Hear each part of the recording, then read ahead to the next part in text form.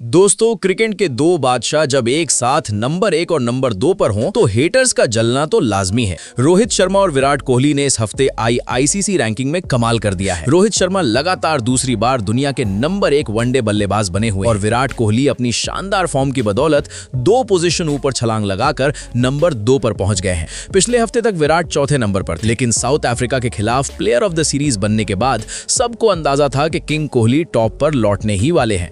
रोहित के 781 और कोहली के 773 रेटिंग पॉइंट्स हैं, यानी फासला बहुत कम है। फैंस मजाक में कह रहे हैं कि जिन दो खिलाड़ियों को मैनेजमेंट नॉन कमिटेड बता रहा था, वही आज दुनिया के टॉप 2 बैटर बने बैठे हैं। कुछ लोग तो यहां तक बोल रहे हैं कि रोहित कोहली ने अपने खेल से सबको उनकी औकात बता दी। इस हफ्ते सिर्फ रोहित और विराट ही नहीं, केएल राहुल भी 2 हाफ सेंचुरी की वजह से 12वें नंबर पर पहुंच गए। कुलदीप यादव 9 विकेट लेकर दुनिया के नंबर 3 ओडीआई गेंदबाज बन चुके हैं। टेस्ट में हालांकि भारत की हालत उतनी अच्छी नहीं है। सिर्फ वेस्टइंडीज और बांग्लादेश पर सीरीज जीतने के बाद टीम अब टेस्ट रैंकिंग में नंबर 4 पर आ चुकी है और WTC टेबल में तो पाकिस्तान से भी नीचे है। इसी वजह से जब यह खबर फैली कि रोहित और विराट शायद टेस्ट में वापसी कर सकते हैं, तो देश में खुशी की लहर दौड़ गई। लेकिन कोहली ने साफ कर दिया कि वो सिर्फ एक ही फॉर्मेट खेलेंगे। अगर आपको लगता है कि शुभमन गिल बस फॉर्म से बाहर हैं, तो शायद आप पूरी कहानी नहीं जानते। साल 2025 में शुभमन गिल ने T20 इंटरनेशनल में एक भी अर्धशतक नहीं लगाया और इसी वजह से उनके फ्लॉप शो पर लगातार सवाल उठ रहे हैं।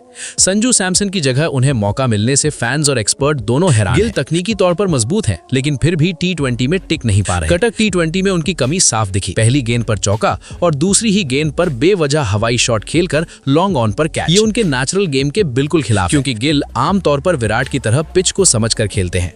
लेकिन टीम इंडिया की नई तेज रणनीति के चलते वो आते ही आक्रमण करने की कोशिश कर रहे हैं। दबाव कई दिशाओं से है। संजू सैमसन का स्ट्राइक रेट 170 से ज्यादा है और उनके 3 T20 शतक भी हैं, जिससे तुलना का दबाव बढ़ रहा है। ऊपर से उनके साथ ओपन करने वाले अभिषेक शर्मा लगभग 200 के स्ट्राइक रेट से खेलते हैं, इसलिए गिल भी बिना सेट हुए बड़े शॉट खेलने की कोशिश कर रहे हैं। लगातार नाकामी और साल 2025 में एक भी 50 ना आने की वजह से उनका आत्मविश्वास भी गिर रहा है। वो T20 टीम के उप कप्तान है, लेकिन अगर ऐसा ही प्रदर्शन जारी रहा तो उन्हें टीम से बाहर होना भी पड़ सकता है। अब सवाल ये है, क्या रोहित शर्मा अगले महीने की 11 तारीख तक बिना खेले भी नंबर 1 बल्लेबाज बने रहेंगे? आपका क्या कहना है? कमेंट में बताएं।